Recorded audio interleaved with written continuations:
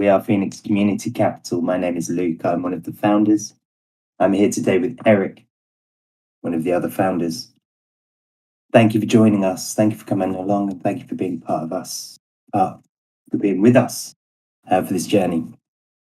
For those of you that don't know, Eric and I started working on this around about 8 weeks ago now. We saw a real problem in the market with a company. We don't like to mention any competitors around here because we don't like to bring any bad juju into the circle. But we noticed some people out there were doing some bad things. They were they'd created a tokenomic which had it had a really good use case behind it. And Eric and I looked at it. We thought, wow, but there's some really major flaws, some fatal holes in this. So we went to work and we redesigned this thing, and we developed this smart contract with our dev from the ground up. We completely rewrote it, and then we built up a community along the way. On the 27th of December, we launched into testnet. We did a stealth launch because we did our V1. We knew there were going to be some bugs with the code, but we were working alongside Certic to get it audited pre-deployment. So we wanted to make sure that when we brought it to market, it was the safest, most secure smart contract that had ever been seen in the DeFi space.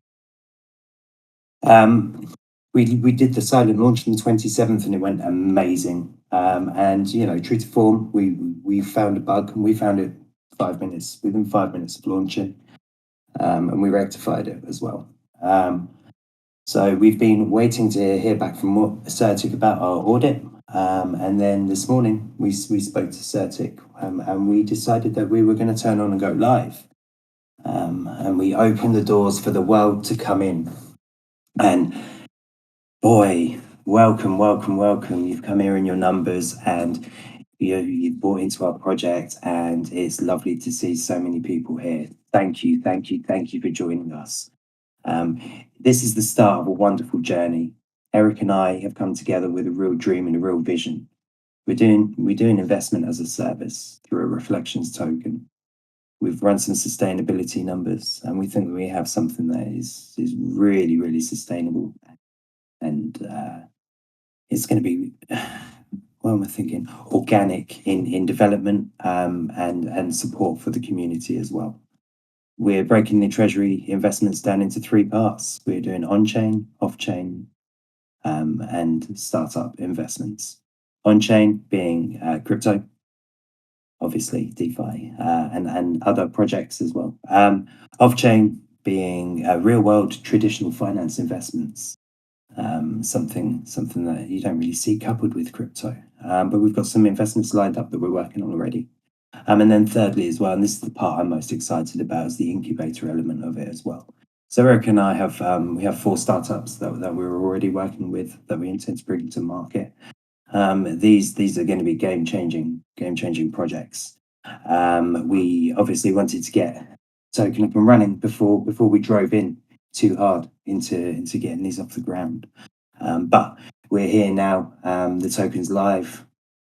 First thing Eric and I need to do is meet the community, greet you guys, welcome you, answer your questions.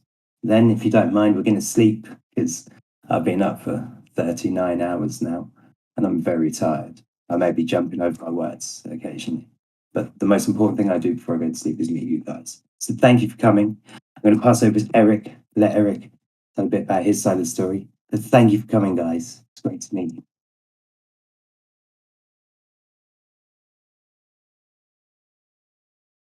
Thank you, Luke. It was a wonderful opener. I don't know what I can possibly add to that. I would like to ask Showtime, if he's in the crowd. It's hard to see now.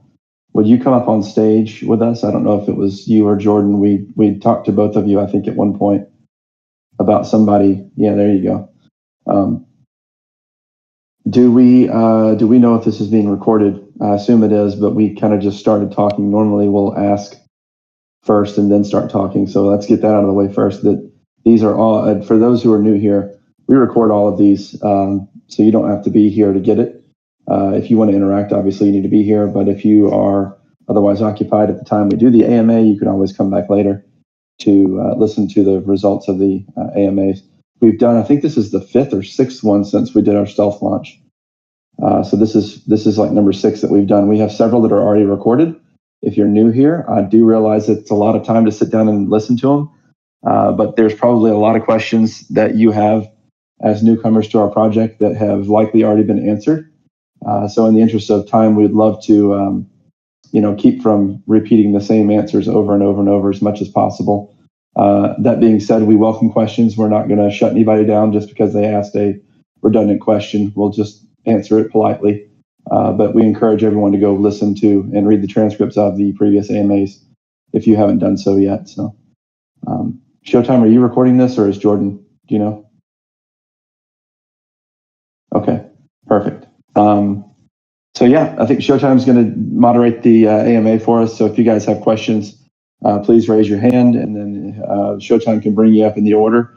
We've gotten a lot larger over the last several days, or the last 24 hours, sorry. So I'm like Luke, by the way. I've had very little sleep. We've been working our butts off trying to get this thing up and running. So if I trip over words, it's not because any other reason than I'm just really tired. But you're here, we're here, so we want to make ourselves aware and available to you. So Showtime, if you could, let's try to keep it, guys, in the interest of time. We'd like for this to be about 60 minutes max, and then ask a question, maybe 2, and then let someone else have a chance to come up and ask questions as well.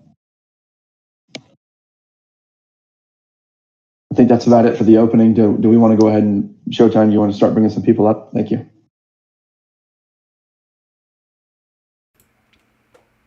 S. Monroe, you're muted, but I'd love to hear from you, please.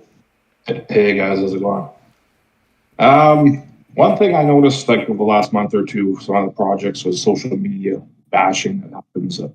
Is there anyone that's going to be taking care of social media, interacting with people that are fighting on fire? Like the Satoshi guy that just posted something about the wallets that received all these nodes 2 weeks ago and shit like that. Are you guys interested in debunking that and dealing with it right away? I just noticed with the other projects, the fight on social media got pretty intense because the dev was obviously not interacting. But just curious your guys' stance on that. If anyone's looking at social media or you're not interested. Yeah, no, we are. Luke and I are both on Twitter as well as here in Discord. Discord is the primary means of communication with our community. We are both on Twitter. We have an official Twitter account as well.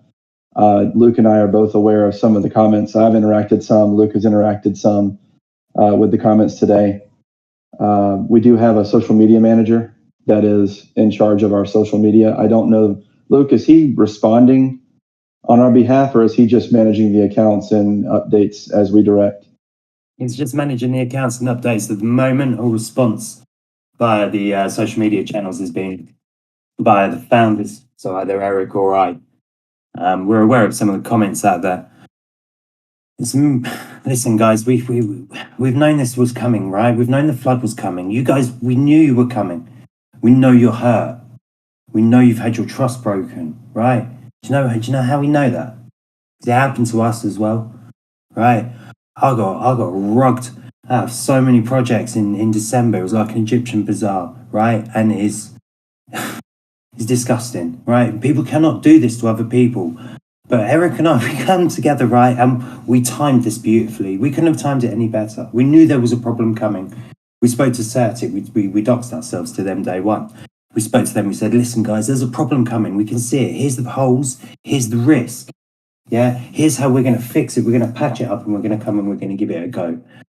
And we timed it so beautifully that by the time we were ready, I think the day we launched, Thor just announced that their rewards model wasn't sustainable anymore, and like we'd called this 5 weeks before. We'd said, like, this is not going to happen.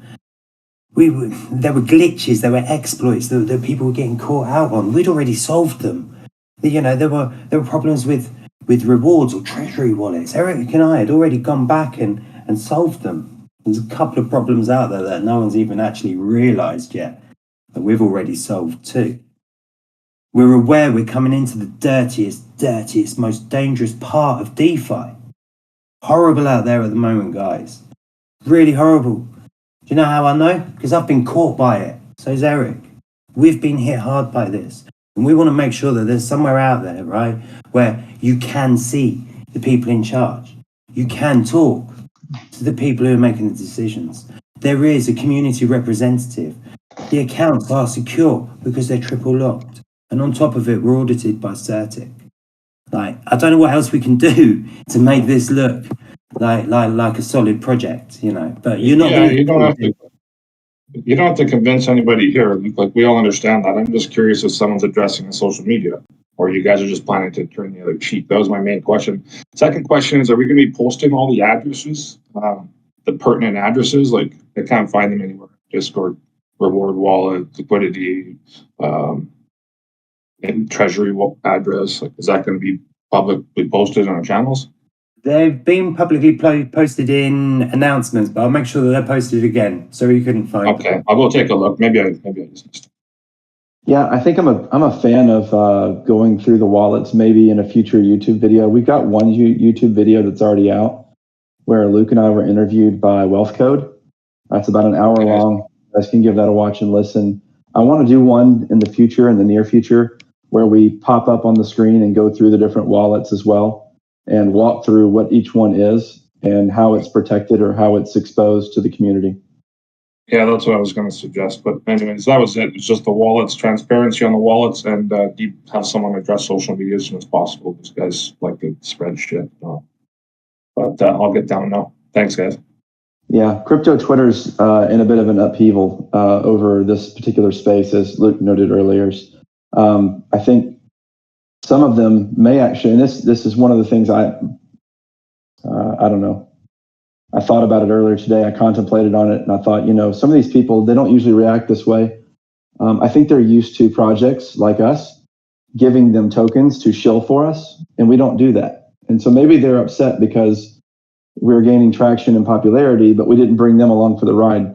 And so let it be known here, and I said it earlier on Twitter, but we have never, nor will we ever, give tokens to anybody to promote us. If anyone promotes us, it is because they like what we're doing, or they find value in what we're doing, or they're involved in what we're doing. That's it. Everyone here has paid to be here. There is nobody here on our team or otherwise promoting us that has been compensated to do so. And so maybe the crypto Twitter guys are mad because we didn't bring them in to shill for us.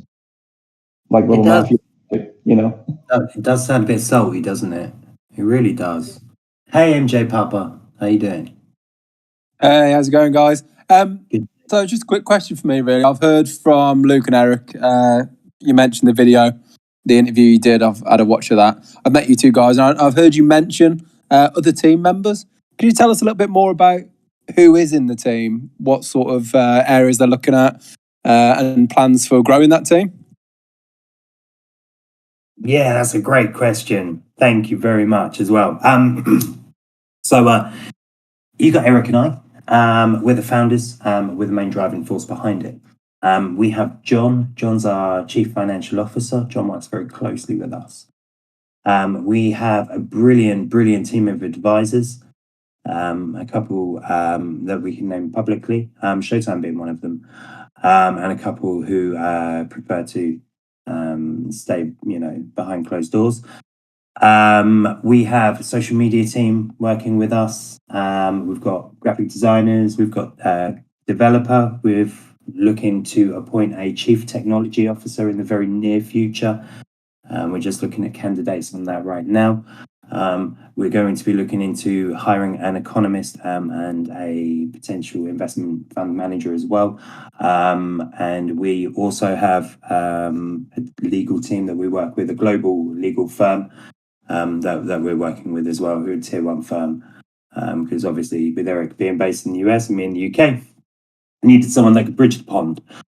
So yeah, I mean, the idea is you surround yourself with the best minds because, you're only as good as the team around you. So Eric and I have worked very, very hard to attract the best people around us. And we've not given them tokens or anything like that to come on board. Everyone's paid to be in the pot. And that's because everyone believes in the project and they believe in Eric and I. And it's wonderful to see such a strong community that has grown from it. So yeah, thanks for your question. Yeah, are we talking? Sorry, if I can just ask one more regarding that. Are we talking? Sure. Are these sort of full-time employees, or are they sort of consultants, or what sort of capacity are they working with you in? Let me take this one, Luke, because I wanted to add to what you said earlier. Anyways, one of the things we talked about in a couple of the past AMAs, and I realize there's a lot of people here that weren't here for the past couple of AMAs, and that's fine. We also have a concept of a community advisory board. We've already identified a couple of the community members who are very qualified, who are sitting in advisory positions. We are in contact with them directly. They have wonderful credentials that we may be able to share. I'll talk to them and see if we can share their credentials. Maybe not share their identity or who they are, but they're here. They are advising us with some what we call off-chain investments as well as on-chain investments. On-chain, let me define that for you guys real quick. So on-chain is anything blockchain related, crypto related. Off-chain is anything that's not crypto related. So that's the real world assets and passive income streams that we're exploring for investment for diversification. We have ourselves, which are full-time. Luke and I both do this full-time. This is not a side hustle or we're not moonlighting. This is, we both left full-time positions. We discussed this in one of the previous AMAs as well. So we're full-time. We've essentially quit our jobs to start this business. So we're full-time. The CFO is full-time. The CTO that we're interviewing is a strong candidate with 20 years experience, a computer scientist at heart, and professionally speaking, an expert at continuous development, continuous implementation models. So he will be full-time once we bring him on board. Let's see, who else did we have? Luke, is there anybody I'm forgetting? The advisors like Showtime, and there's some others. I don't know if they want us to name them or not. We have about 6 or 7 who have been with us from the beginning. So as Luke alluded to earlier, we started this company or started this project really 6 or 7 weeks ago. And some of these guys have been advising us since the beginning on how to form it, how to solve problems, how to address the community, how do we set up the reward structure to be rewarding yet not too overwhelming, so that we end up with something of a sustainable model, and we math that all out as well. So those guys serve as consultants. They're not full-time. They are here volunteering their time almost entirely. We haven't talked about any kind of mechanism for compensating them directly for their input. They're just advising us because they love the project and they like working with us. So there's that. I don't think is there anybody I'm leaving off, Luke? Have I left anybody out? The social media team, is that full-time, Luke? Hey, I apologize. I just had some internet issues there. I've just come back. Okay, sorry. I was asking, the social media team, are they full-time or is that a part-time engagement? Social media team works part-time for us. Okay. Yeah, but he's there all the time. He does more like full-time. He's amazing, absolutely amazing. We've got such a good team, man. Yeah, I think it's important to give a little bit of the developers. I left out the developers. So important. Full-time. Developers full-time. Full-time dev. Full-time. Yeah. Perfect. Nice one. Cheers, gents. Best of luck in the coming months. We're looking forward to it. Thank you very much. We're looking forward to it as well. Do you know what? It's going to be amazing. We're going to have the best time. Thanks for coming. Good stuff. All right, I got Empty Debit Card, Saber, and then King Solomon in that order. So if I don't get to Saber and King Solomon next, I'm coming to you guys.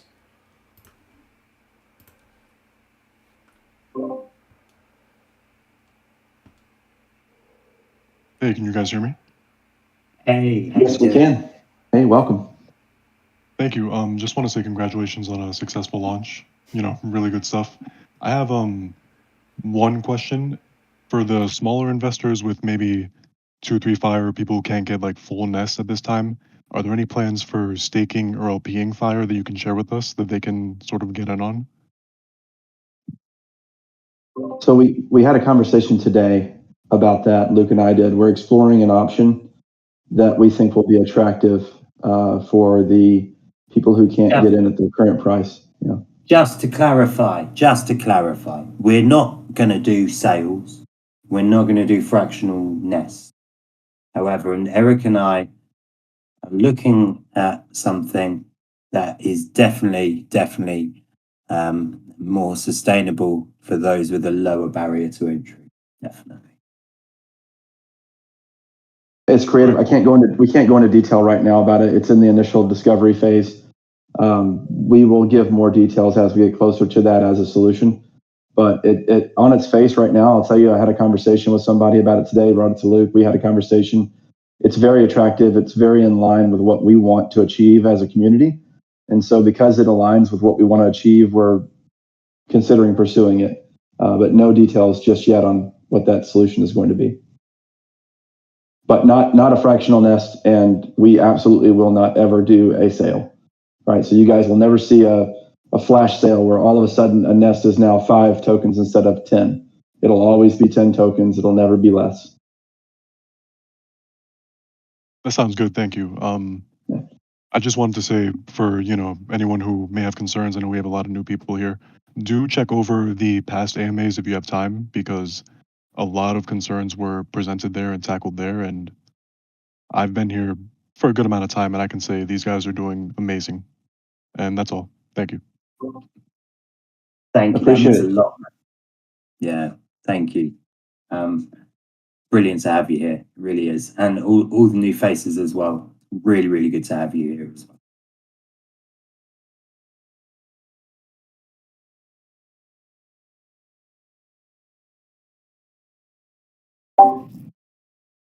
Hello. Hey, Saber. How you doing? Hey, Think- welcome. Hey, what's going on, guys? Hey, listen, I got a question about off-chain investments and about regulation. Do you see this being a big problem for you guys, depending on what assets you guys invest in? No, not really. Oh, because I know. I mean, I'm here on United States, and it's the whole fiasco with crypto and regulations going on right now. It's a big, actually, Yeah. problem here. So Can I there- take this, Eric? Can I take this? Let me take Yeah, this. take this one. I'd like to just point out we've looked into the same thing. I'll let Luke expand on it. There are 4 states in the United States that have defined cryptocurrency as a currency. Therefore, it is out of the jurisdiction of the SEC because the SEC does not regulate currencies. So there are 4 states. They are Florida, Texas, Oklahoma, and Wyoming that classify cryptocurrency as a currency and not an asset. That's part of it. So Luke, if you want to expand on that, about what our plans are, I can go into more detail after you. Yeah, regulation is an ever-changing landscape, and I've been dealing with it in crypto in a professional capacity for over 6 months now. Prior to this, I was working for a tier 1 exchange, running a continent. We are aware that, there are going to be areas where we need to seek clarification because regulation is changing. However, we will be open to working with regulators, and our legal team will be looking to ensure that we are protected and operating in a legal capacity. Yeah, furthermore, it's not unusual for a corporation that is in the United States, for instance, to hold investments on their balance sheet. That's not an unusual thing, right? So a company can be invested in stocks, for instance. Right, so that's not an unusual thing for a corporation to do that. I think where it gets kind of hairy, and I'm not an attorney, we seek legal help for this. So this is a layman's understanding. So don't take any of this as like financial advice or legal advice. And put that out there straight away. But you look at a company like, this is just a real world example. You look at a company like Tesla. Tesla is experimenting with holding Bitcoin on their balance sheet and what that looks like from an investment standpoint to the government when it comes time for asset clarifications. So there's that aspect of precedent where there are companies holding crypto on the balance sheet, and that's okay. Where it gets kind of hairy is where you do like exchange traded funds, where you do a crypto backed ETF and you sell it on an exchange, then you're selling a security. So that's what we're going to work with our legal team, which is top notch tier one global law firm to make sure that we align with. And by the way, they specialize in this. So this, like I said this in a previous AMA, we're not working with the law firm down the street just because we wanted to form a corporation. We sought out a really top firm that deals with international business law, international investment law. That's their specialty. That's their bread and butter. So we're under good counsel for that. So it's been made aware to us, but that's my layman's understanding of how to maneuver and navigate that space. Yeah, perfect. Sounds really good, and really looking forward to seeing what you guys do in the future. Thanks, Saber. And that's all from me. Thanks for coming up, man. Appreciate it.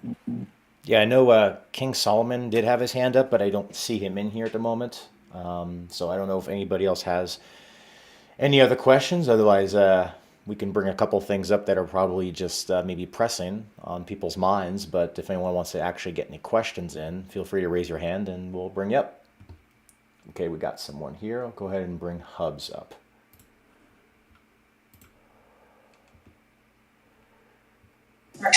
Howdy. Just had one question with the current rewards model, and like how long do you think it would be before you reduce any sort of rewards? Or is that not on the cards, or is it kind of just based on how popular this is? The key for us is that we don't grow too quickly.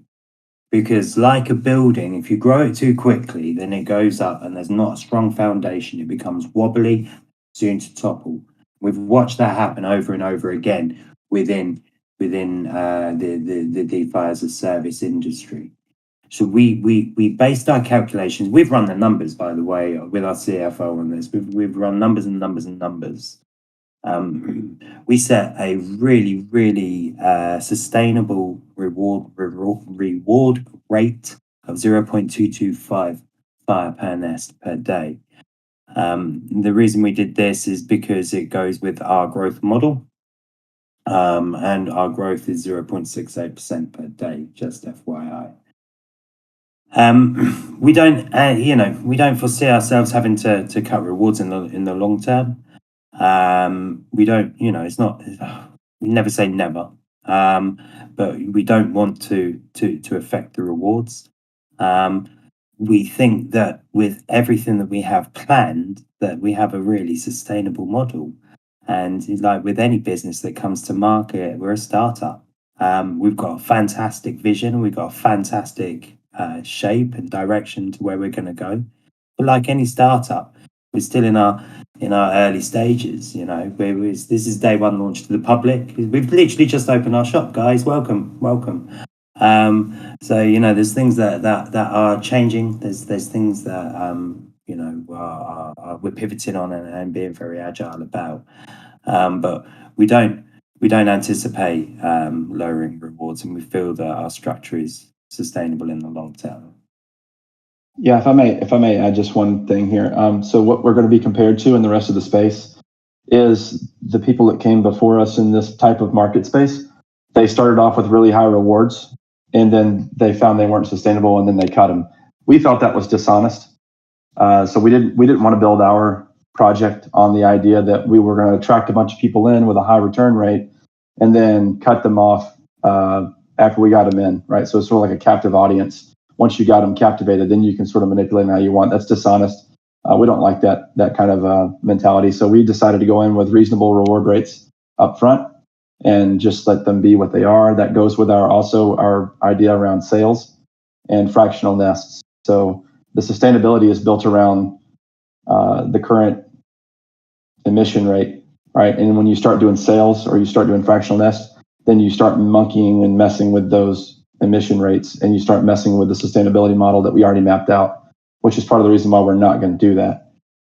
I will also say that there's some other dishonest practice that these other people have engaged in, but I'm not going to go into too much detail about it, except for one of my least favorite ones is the currency or the token burn, or they start off with a giant number of tokens and then they burn them, which means they send them to a dead wallet. But if you look at Snowtrace, or if you look at some of the other block viewers, it still takes those tokens into account, right? So burning them doesn't really eliminate them. It just sticks them in a dead wallet, a null address where they can never be regained. But they're still taken into calculations. So when someone does like a token set aside, an allocation for directors or founders or something like that, it's dishonest because they say, well, we only have 5%. But if you look at the circulating supply versus the burn supply, they actually hold like 20%. And so it's kind of a deceptive trickery, and we don't do that here. Yeah, that's cool. I was just after the first part of the answer, but that's all good. Thank you. That clears it up for me. Yeah, I like to elaborate sometimes more than I should. No, that's all right. It's good to be clear. Yeah, Luke's going to need one of those shepherd poles he can yank me off the stage with. Don't worry, it's normally the other way around, Eric. It's only because I'm tired. When we're tired, we swap roles. It's normally me who don't shut up and he doesn't say a word. But when we're tired, it's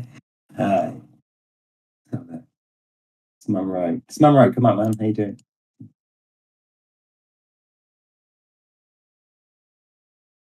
Oh, Hey, back guys. for more. Okay. Hey. I forgot. I didn't chat last night if anybody wants to respond there instead if you guys are tired. But I wanted to know about that 0.68.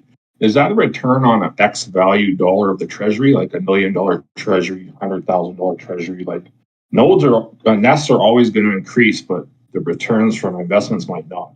What's the 0.68 exactly mean? Is that a percent return off of $1 million, or just an increase of the total balance of the treasury?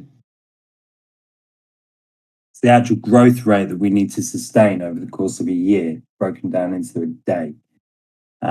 So I've not got a calculator in front of me. However, we need to grow by a specific percentage a year. We've broken it down daily.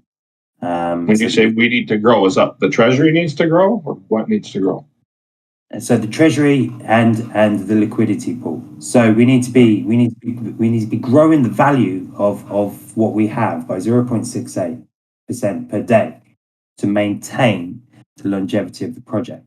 Sometimes we're going to grow faster. We've seen today we've grown massively, 25%. Sometimes we grow slower. But the idea of giving us a daily percentage is so that we can average it out over the course of a year. Like you said, and very good point, some of our investments are going to fail. Yeah. As with any investment, there is a risk. Yeah. And we will, there will be investments that we go into that won't take. However, our strategy is, like any investment strategy is to hedge our risk. And that's why we're going on chain, off chain, and then also startups as well. I just wanted to dumb it down for myself. Sorry, I missed that.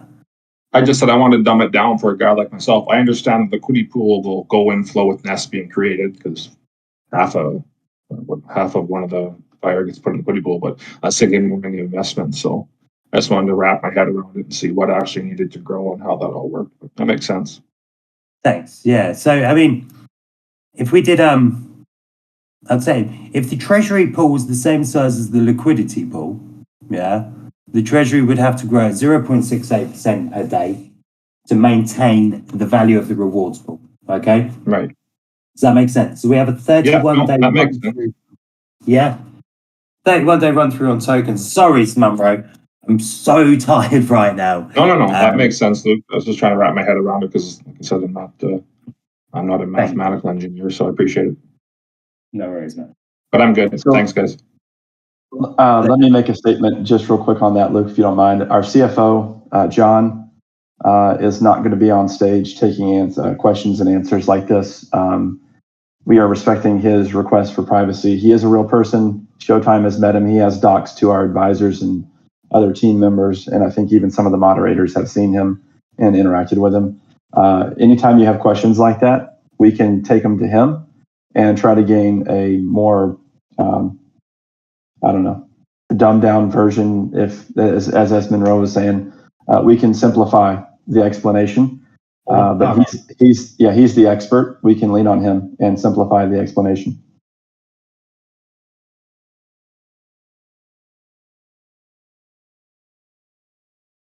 Eyes wide open. Hey, how's it going? Yeah, good. congratulations on a nice smooth launch yesterday. That went well for you. It's going well for us, actually. It's a community thing. Yeah, It's not just myself and Luke. We're not here to just benefit ourselves. Good. Well, look, I've got a couple of questions. You mentioned that you've got a corporation there. Can I ask where that's based from a legal perspective? Yeah, we're currently in the process of setting up the legal entity that it will operate under. I'll tell you the shape that we're going for. We want the smart contract to operate as a foundation, with Eric and I and further employees operating as the custodians of the foundation. Say hybridized nonprofit is the idea, in a very similar manner to the Ethereum Foundation. We've got our legal team working on it as we speak. We've had a couple of meetings. It just hasn't been finalized yet. So we're looking at a few different places. I think the latest one was the U.S. because Yep. it makes operating with the United States easier. And if you're in the United States, operating with the rest of the world becomes a lot easier. But if you're outside of the U.S., then it becomes more difficult to work inside the U.S. So that's kind of where we're leaning, but no guarantees or final statements on that just yet. Still in operation. That's working with the attorneys on that. Okay. And obviously, as the project grows, there's going to be quite an influx of capital. So how are you planning to undertake financial audits, and are those audits going to be made available to the members in the community?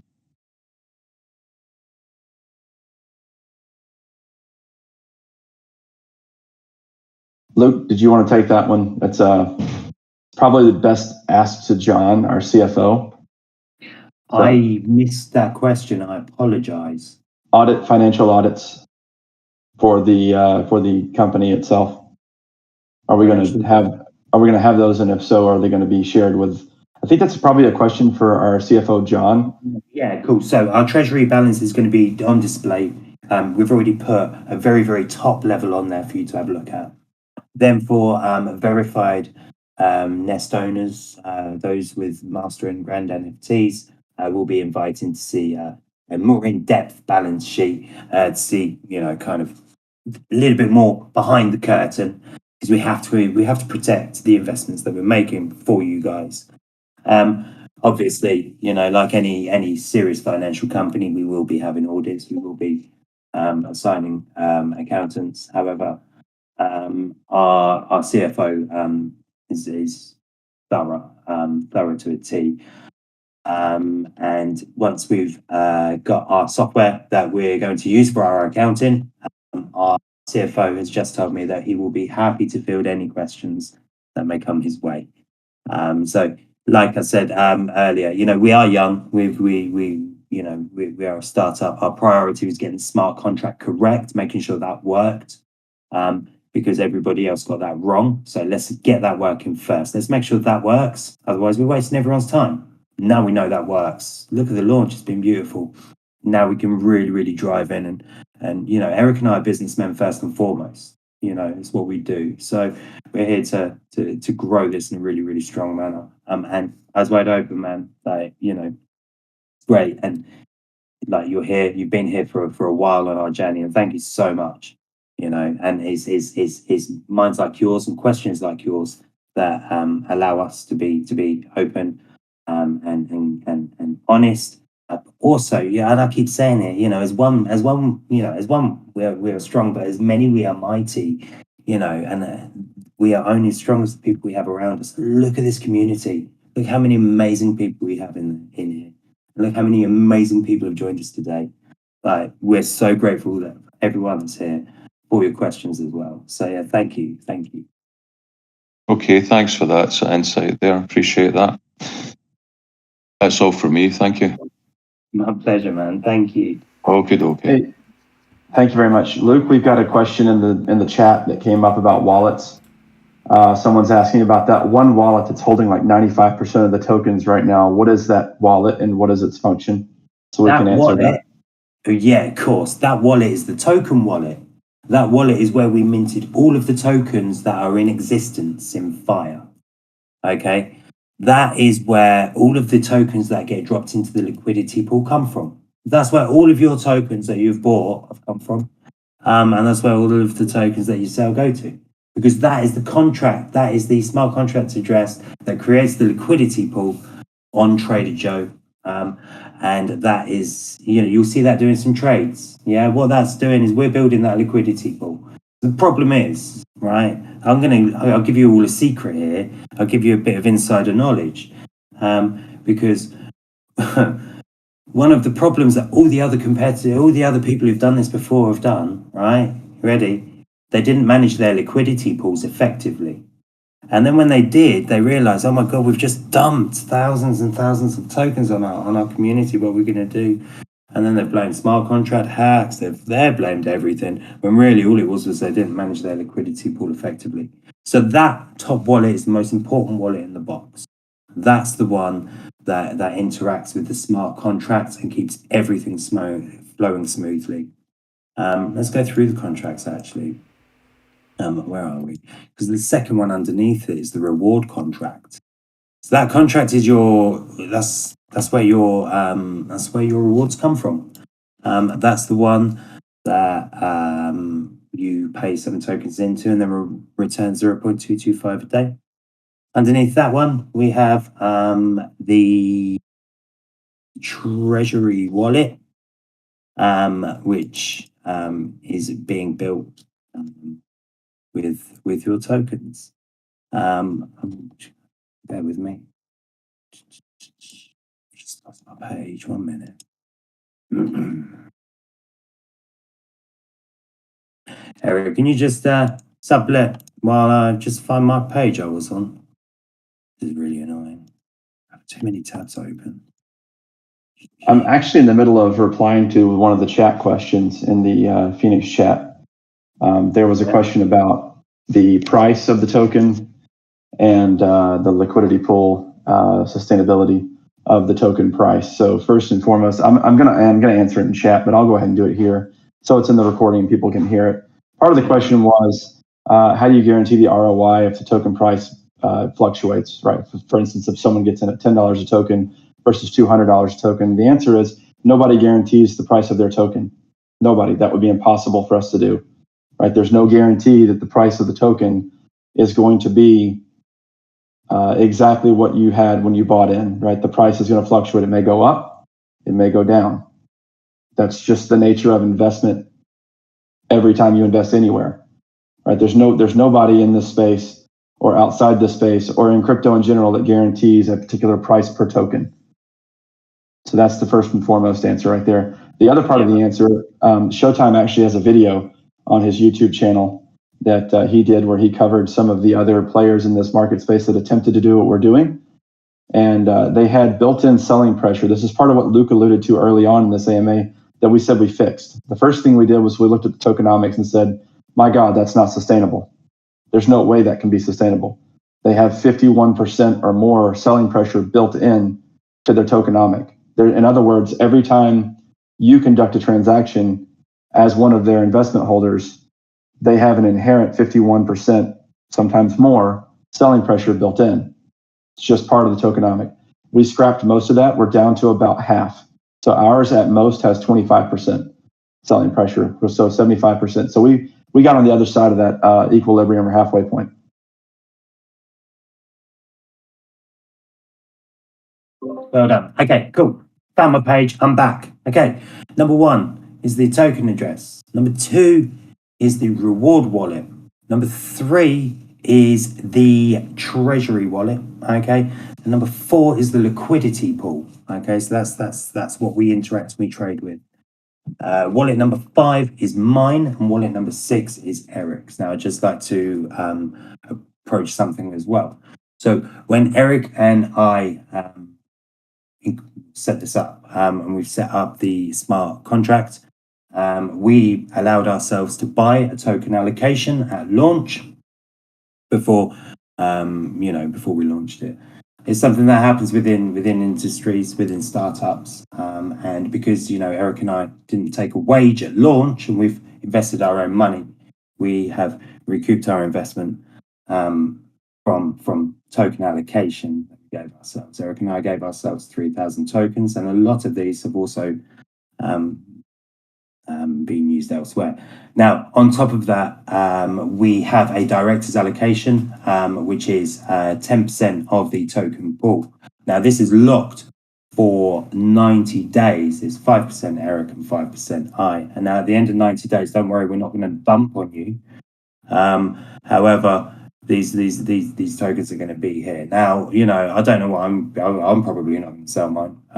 But, I'm not going to make a comment on it at this time, but we will be putting rules into there, agreed with the community representative, of how we can sell it. Okay, because we don't want to dump on the market. That's not what we want to do.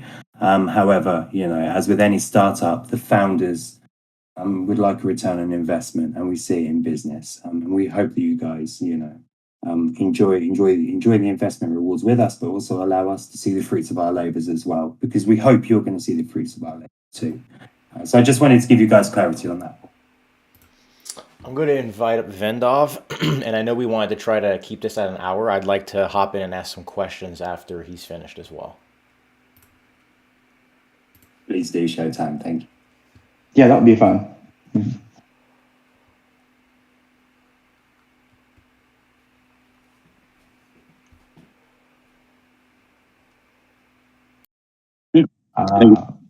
Hey there. You're coming in real broken. I got a couple of syllables in there, and that's it. Okay, hold on. I might just put it towards the here. That's it. Much better. Much Down better. the sweet spot. Hey guys, thank you very much for answering my questions. Well, I hope you will. Yeah. I've got a question about the NFTs. Okay. All right. So, as far as what I can see, are there any NFTs, or does it just say on the site that they're NFTs? So it's a scaling up in your rewards rather than an NFT. There are NFTs. They're actually real. You don't get to hold them in your wallet. They're not transferable or tradable. They're meant to be a boost mechanism for your rewards. We did that because we didn't want somebody kiting NFTs around to multiple wallets to try and gain benefits. So they're locked in at the wallet that purchased it. You're also limited on the number you can hold per wallet. So you can't have a situation where someone goes in and buys them all. For instance, they will come into play later down the road. We have some stuff in the roadmap where that's going to come in, and there's going to be a benefit to having those. Yeah, go ahead. Yeah, we're going to be bringing in a wallet reputation system. Okay, we're going to be using these NFTs as identifiers for wallets that operate pleasantly within our ecosystem that we create. We thought that this was a really, really fair way of doing it. So they're not tradable because we don't want you to sell your reputation to someone else. That invites bad actors. But you get the opportunity to earn your reputation, and the higher the reputation wallet, the greater the rewards. Now, we're not going to punish people who have no reputation, but there's no rewards for not behaving, is there? But if you behave well, then we will reward. Thanks. Okay, no, that clears it up for me a bit more. So basically, the NFTs will become a bigger player in the future. Because the way that I saw it, because obviously I know it because I went and bought an NFT, then I was saying, well, hang on, where's my NFT? Because I can't trade it. I can't do this with it. So that does answer my question. I'm happy with that. I'll stop my bullshit on Twitter then in that case. Hey, you're all right. You're all right. And we love the bullshit, man. Throw it. We'll catch some. We'll throw some back. We're here to talk, right? One thing you'll learn about Eric and I is we're always contactable. You want to talk? We'll have a chat. It's not a problem. We've got nothing to hide. I love your question, Eric. We need to share more information about the NFT and wallet reputation system now. I think Vendov's brought up a really good point there. Thank you. No, thanks, guys. Appreciate it. Thank you. See you later. Thank you. Yeah, you're right, Luke. I think we were keeping it under wraps pre-launch. Now that we're post-launch, we can talk more openly about it. So that's just me having to break that mindset that we didn't talk about everything. One of the other things I wanted to point out before Showtime, you start talking, I know you got some questions. We do have a roadmap. We do have things in mind. We're not going to go into too much detail about them because some of them are really, really, really proprietary ideas that are sort of new and innovative. And if we give them out to the community, they're likely to get leaked to our competitors, and we don't want that. We want to be first to market with market advantage on things that, like specifically with the incubator program, in-house incubated projects and businesses. They need to be something that we have a little bit more control over than maybe our competitors catching a little bit of wind on it. There are people in this Discord server that are not necessarily trustworthy. We've already identified a few that I wouldn't call them moles, but they share more information than they probably should with our competitors.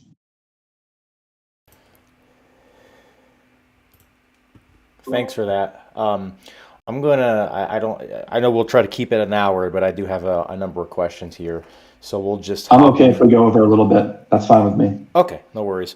So someone's posting on Twitter that they went to go look up the wallets, and that there were a number of wallets that were sent some fire tokens that built 100 nests or however many nests. I don't know if exactly 100. And have been selling since the public launch. Do you guys want to kind of tackle that head on and talk about that?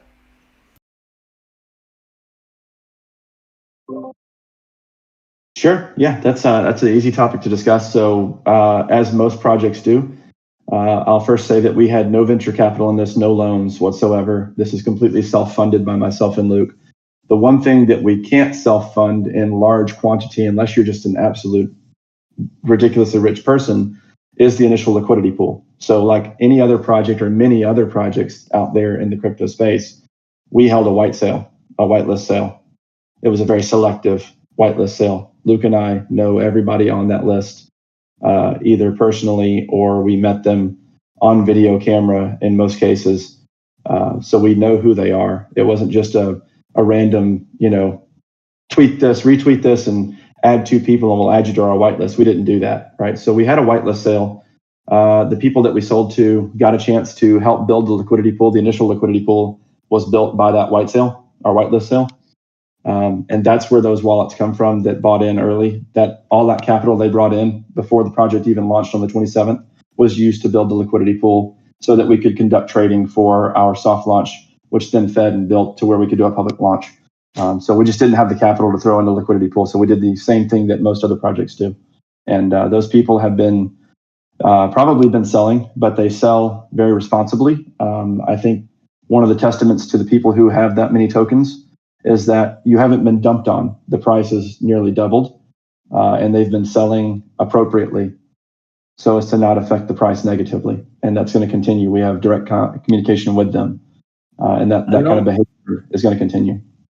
Alongside that, kind of a good thing they've been selling, because this price would have spiraled out of control and we'd be up at $500 right now, and that wouldn't be a good situation for anyone. So that's really important. I'd just like to reiterate back on to what Eric said as well about the whitelisters who came in. It wasn't just a case of come in and we get some tokens. Like Eric and I, we launched in test mode. We launched in stealth mode. Everybody who came in was under strict instructions not to tell anyone. They couldn't tell anyone. They had to sit and watch this thing build. Okay, they had to go through all of the tests, the test smart contracts that we had. Okay, and they had to support us, and they did. They supported us. So we want to say thank you to them, and these guys are respective of the blockchain. They're respective of the project. They're respective of the community, and they're here for the longevity of the project. We have great minds around us. And those minds came together. Just think of the people that are here. Think about what these people stand for, okay? And then I'll tell you now, Eric and I value morality and integrity as 2 very, very important traits in humans. And everybody who is here for the journey has those 2 traits. I would love to just take a moment and thank everybody who was in the silent launch. So we had a select number of people in the silent launch, and it was impressive to see that it didn't get leaked out. You guys, evidence is those of you who just arrived, we've been running since December 27th, and you had no idea, right? These people actually did what we asked them to do. They didn't tell anybody. They worked with us to help us improve our smart contract to identify bugs and issues, and we thank them all for that, because this could have gotten out of hand really quick if a bunch of people started flooding in here during what was basically a beta test for an actual live launch. So if you have never heard of this before yesterday or this evening, that's why, because our guys that came in earlier, people that came in earlier, did exactly what we asked them to. And also, we had $1 million liquidity before launch, right? Like we had a really, really strong smart contract in stealth mode, right? So it's not like we're coming to the market with something rickety and broken. This is good. This is strong, and you know we've got something lovely here, guys. Like I'm really, really, really happy with this. I'm really bullish on it. I'm really excited. Not financially, but.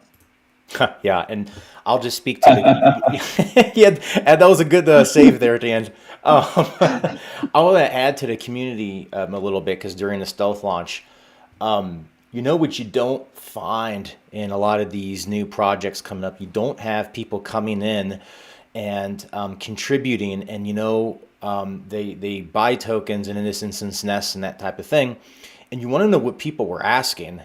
They were asking, how do we sell responsibly, right? And that just to me showed the maturity of the community. Basically, how can we do what is best for the protocol?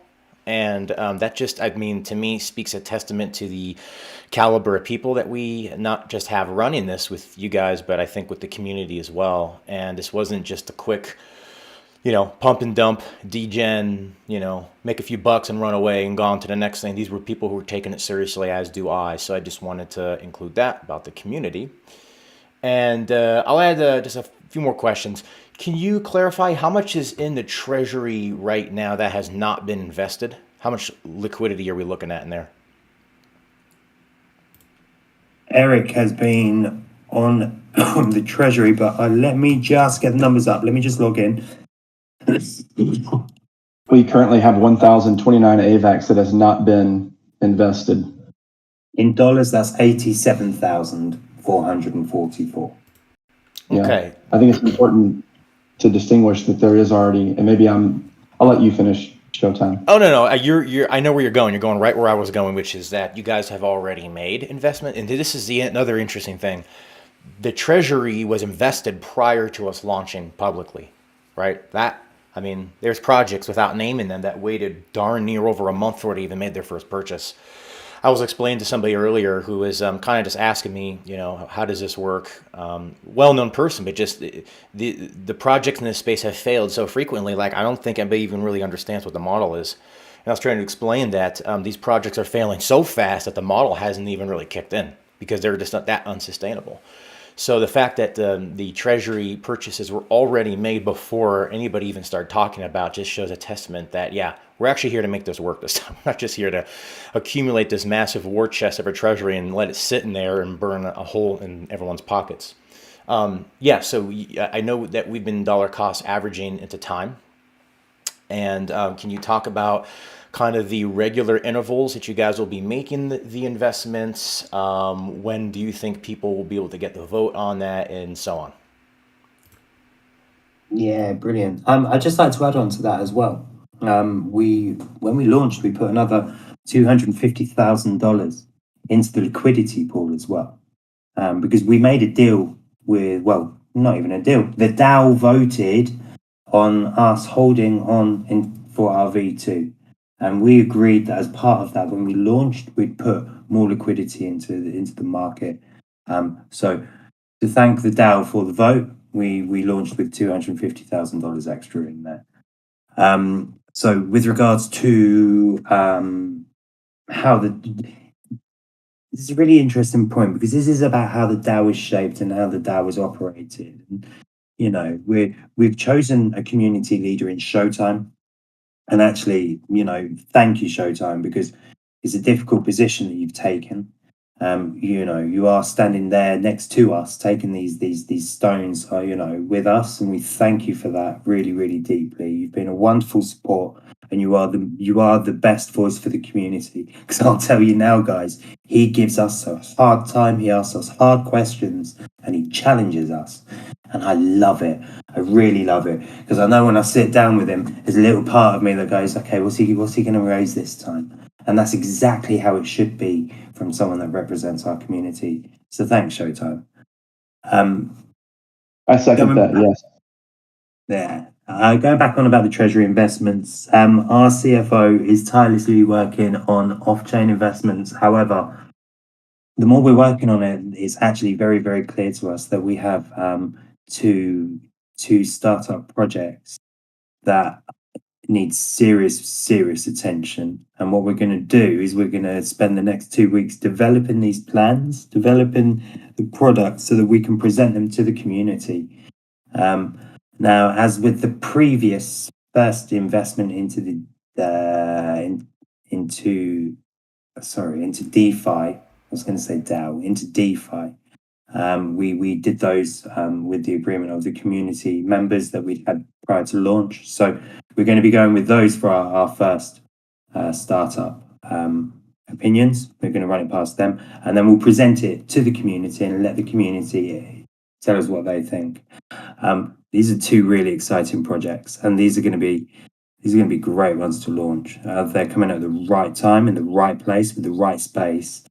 We're going to be moving into more on-chain investments, and we will be utilizing the skill set of our community. You guys are the guys that we're going to be asking to because Eric and I, we don't pretend to know everything. That's why we have so many great people around us to advise us. Because if you don't know it, find someone who does, and learn from them. So you guys know more than we do. So we'd love to know about all the on-chain gems you've got. We want to know about your startup ideas. If you've got a startup idea that you think can make a real impact in crypto or the world, let us know about it. We're going to be creating like a pitch deck area where you can come and pitch us, and you can pitch the community, and the community can vote on investing in your project. These are going to be things that we're going to implement in the short term. And when I say the short term, I mean by the end of January, by the 30th of January, we'll be implementing these things. So it's more short term, but like I said, and I have to reiterate, we are still a young startup and we are building. Yeah, thanks for that. I got so many questions about how this is going to work. I'm not going to get them all in. We're going to have to, get It's you all guys. right. I'm sorry? Dan, it's all right. And we're more than happy to answer any. So if there are any, if anyone has any, please write them down, send them to a mod. The mod can send them through to Eric and I, we'll answer them and send them back. More than happy to. Yeah, I'm definitely going to have to get you guys on a video and really, because I want to get really technical into how the treasury works. And I'll just say kind of right now, I think it's important, whether it's on-chain, off-chain, or whatever, that there's some sort of regular interval that the investments are made, and there's some sort of regular interval where the profits are taken and utilized, right? Because we don't want to get to the point where it's like, okay, we made the investment, let's check that box off, and then you guys are so busy, you're moving on to other things, but then when do you come back and take the profits and do what is supposed to be done, doing the buyback of the token and et cetera? So I just think with whatever happens, there needs to be some sort of regular interval, at least an idea in mind about how that's going to work. Just otherwise, you don't want to accidentally forget about it. I don't want to accidentally delve into an area where we may release more information than we may through tiredness on this at the moment, Showtime. So would you kindly mind if I divert this question until after I've had a sleep? Because this needs number one, our alertness, and number two, our attention as well. No, I understand. You do not want to misspeak. Go ahead, Eric. I can tackle some of it without going into too much detail, because there is some secret sauce in there that we've solved that I don't want to give away just yet. So one of the things I watched early on with another project in the space is they actually did an investment. Excuse me. They did an investment. They did a buyback. The first buyback was just like a big sell can drop the price, a big buy can raise the price, right? And that's when you get into like market transactions versus like a retail transaction. And we have talks about that as well. They just dropped it all in one transaction, which shot the price straight up. And then it was like watching piranha swarming in a lake or a pond, right? And they ate that profit away, and then they started eating a little bit more than what the profit was. And you end up with this it looks really good on face value, and then about 30 minutes to an hour and a half later, it doesn't look as good as it did, and then you've just introduced this selling pressure that's really wild. So I like the idea of dollar cost averaging profitability on a routine interval, right? So some kind of a regular interval. I'm with you, Showtime, when you say there needs to be a regular interval of buyback in the market so that we sustain the project, but we don't create these gigantic waves either up or down. So yeah, we're working on some more educational material. I've asked Jordan. I don't know if Jordan saw my message or not, but I've asked him to elaborate on an existing video for the entire community at large for what a market sell is, how the market sell and buys work, and the underlying mechanisms, and that's part of what we do here is educating our community on responsible buying and selling, right? So that is, if you sell a whole lot in one transaction, you actually end up losing money. You could have sold in multiple smaller transactions, and I'm all for profit taking, right? But if you're going to profit take and you just, you walk to the table and you slam down 100 token order and say, I want to sell 100 tokens, and you puff your chest out and think you're real big, you just lost a bunch of money.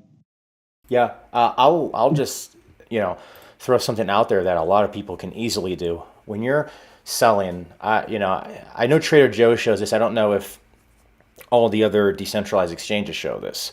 When you're selling, before you click that sell button on Trader Joe, look at the bottom number that says price impact, right? You're going to see a percentage there. What that means is if you see like a 5%, you'd have to have a lot of tokens at this point, but if you saw like a 5% price impact, that's the impact your sale is going to have. So you're actually losing money. I mean, not losing money, but you're going to be selling at that lower price. At least, a good majority of your tokens are, right? It's not like you see the price of, 250 and you drop 100 tokens, it's just going to sell exactly 250. That's not actually how it works. And in most cases, you're going to drop the price and you're going to sell at that lower price. So you'd be probably in a better position if you tried to keep that price impact low. Without talking to somebody who's like an economist, I would say probably 0.4% would probably be what I would aim for if you're going to sell. Just throwing that out there real quick. But as far as the actual treasury investments are concerned, so without revealing this if you don't want to right now, actually, let me back up for a second. Let me kind of explain something, because this is what I was explaining to somebody over a voice message earlier. They were kind of they asked kind of a rudimentary question, but it's rudimentary because these projects are failing so quickly. We've never actually seen this enacted. In the DeFi as a service space, you're supposed to essentially give up your tokens in exchange for whatever you want to call it. In this instance, a nest, or people were calling them falsely nodes before. And there's supposed to be a treasury built with a portion of those tokens. When the treasury is built up to a certain point, they are supposed to go out and make investments in something that's yield bearing in DeFi, whatever it is. They're then supposed to use those profits that they make from that investment to come and buy back the token. Hence, you get the price appreciation, and that's how DeFi as a service is supposed to work. And the reason we haven't really seen that work, like Eric alluded to, even if when it was tried, it wasn't done successfully, is because these projects, for one, are failing so quickly that they just don't even have a chance to implement this. Okay, that's one thing. So the second thing is, even if they try to do it, they're doing it incorrectly, and there's just way too much selling pressure in it, and you'll never actually experience that price appreciation. So the model fails on itself, unlike how we're doing it here. The reason I'm explaining that is because you guys have a way of, and you don't have to get into this if you don't want to, but when you perform the buyback, there's no dumping that's happening after that, correct? Yeah, so the problem that you're alluding to, I call it the black hole, right? So you end up with this sort of like, well, I bought back the tokens from the liquidity pool, and now I'm sitting on my native token in the treasury. That's not useful for my treasury. My treasury is not benefiting from having my native token sitting in there, right? So no one else in the market space has figured out how to solve that problem yet, and we have. So I'm keeping that close to the chest. There's a few people I've told, very qualified, very intelligent people that I've told the answer or our approach to solving that problem, and everyone who has seen it has agreed that is a great way to solve the problem. So we have that to look forward to in the next week or two. It's being developed right now. in software code.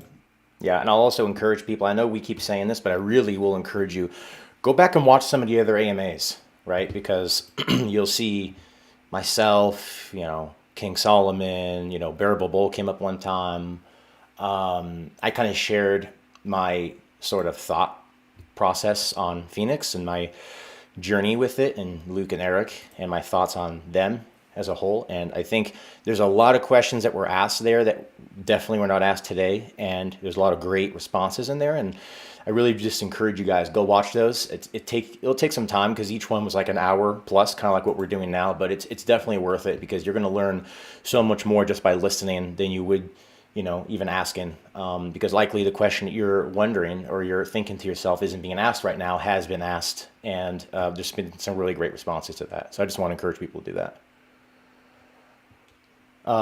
Other than that, obviously there's a lot more, but the technicals of things will have to sort of wait. I don't think I have anything that's pressing at the moment. There's anything you guys maybe want to say before we sign off, specifically to the people who are still here. Thanks for hanging on, by the way.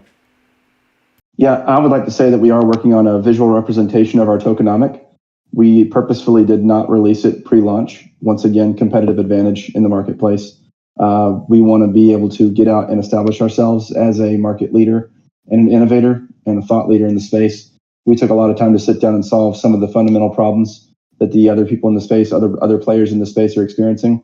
And we want to see that benefit our community, not somebody else's. So we purposefully did not release our tokenomic because we didn't want to give an advantage to existing. And I say that, by the way, as someone who is invested personally in some of our competitors, right? Luke and I, as Luke said early on, we started off as investors in these projects, and we got so frustrated with how they were being run. And I said this in the interview with Wealth Code as well. We got frustrated with how they were being run and just got tired of waiting on somebody else to do it right. And so we decided we were going to do it ourselves. And we were going to correct it because it's a great concept. It's a great idea. It can be done. It just hasn't been executed properly, or the people who are doing it had malicious intent to begin with. The jury's still out. I could see both arguments, and then some people forked a failed model, not knowing it was a failed model, and may have the best intentions in the world, but they don't know what they don't know, and it's not going to work out. We've worked it out. So that's why we're here doing this, because we got tired of waiting for somebody else to solve it. I heard you casting shade against other people. It made me wake up because, do you know what? Oh, my casting shade. Man, no. Do you know what, right? It's got me thinking. We're coming under a lot of attack right at the moment. And we knew it was going to happen, Eric, Showtime. The Flames who were here first, right? We knew this was coming, right? And it's really interesting. The ones that are really, really poo-pooing us, they're the ones that all promoted the other guys. And I've just been reading through this thread this guy shared, and he's like, "Oh, this looks terrible." And I was like, so I thought I'd just go through it. And I've just seen this post on his feed. He's like, "Love, I'm going to say, Louverture, nearly 3x my initial position. So early into this project. Yeah, we are going to make it." Now, hang on. That reads like another influencer who posted that on that day that we know about.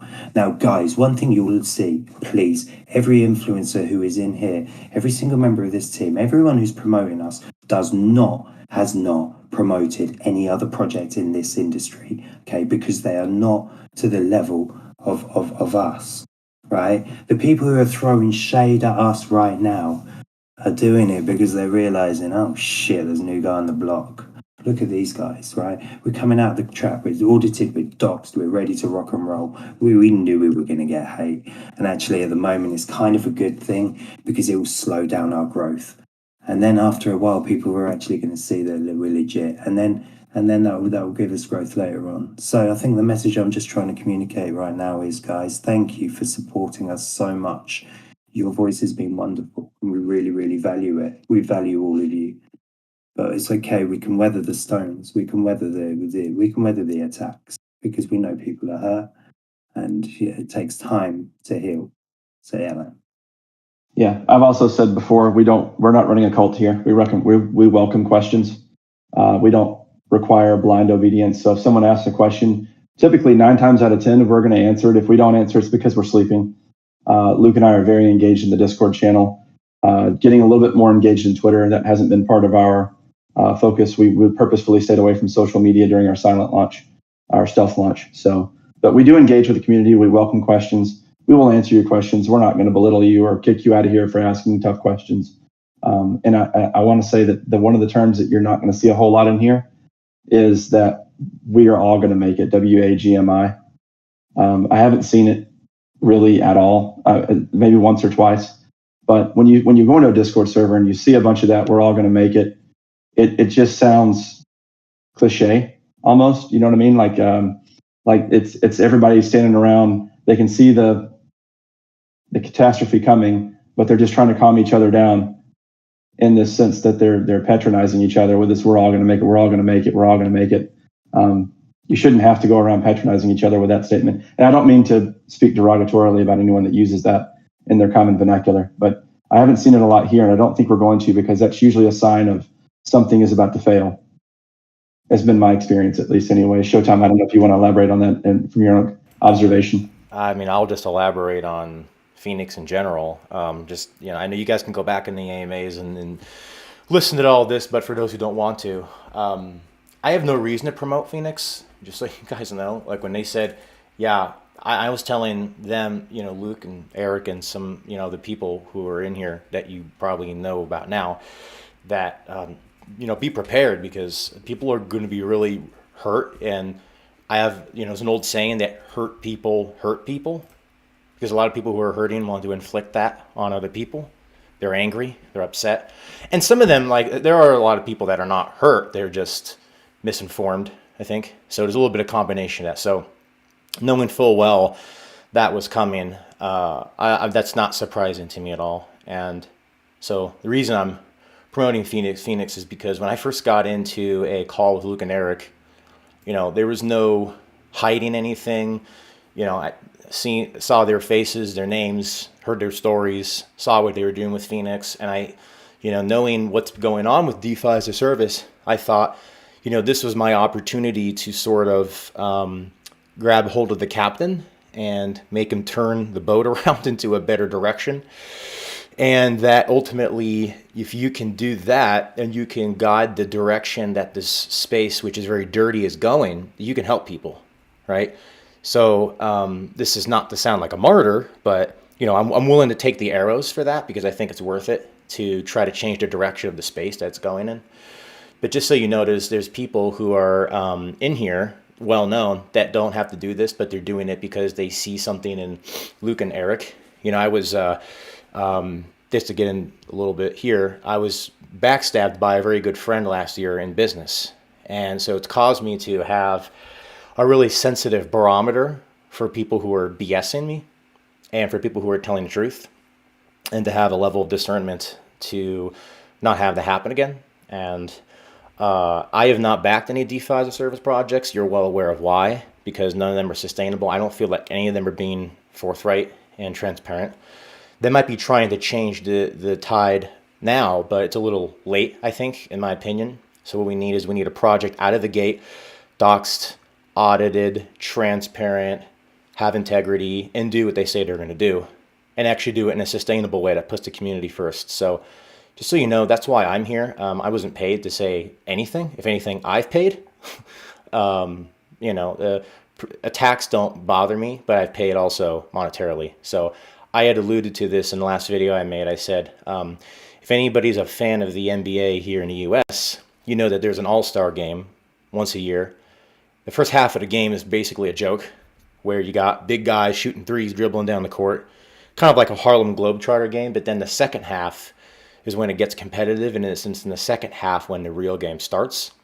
So I kind of use that analogy with DeFi as a service. I think we got through the jokes, we got through and I say jokes not because people weren't hurt, they were hurt, but jokes in that the people who were running these projects didn't know what they were doing. So we got through kind of the bad stuff, and I think now the second half is what we're entering into, and we're going to get more competitive. So I have nothing else to say unless you guys, I think you kind of finished off. Was there anything you wanted to finish with before we sign off? Yeah, thanks, Showtime. What is clear is that this project has been needed for a long time. I wish that we'd launched it before you all got banned, but it needed to wait because we needed the audit. We needed the CERTIC backing. Eric and I are doing this, for the community. Yeah, we're going to earn from it. We're all going to earn from it. Hopefully, we're gonna have a good time together, and we're going to enjoy it, and we're going to build a wonderful community first and foremost. Because that's what we're here for. It's a journey together. It's kind of like our own little arc. We're here to answer questions. There's no hatred. We're all equals. Yeah. Call us out. Have a laugh with us. Joke with us. Party with us. Let's break bread together. All right. If you need to talk to anyone, if you ever need an ear, my DM's always open, man. Just hit me up if you need a hand. Like, let's talk. Eric and I are here for you guys. Okay. I'm tired. I need to sleep, so I'll be offline for about 12 hours. But when I'm up, come get to know me, please. And I want to get to know you guys. Thank you for joining us for this AMA. We really, really appreciate it. There's 106 of you in here right now. We love each and every one of you. Thank you.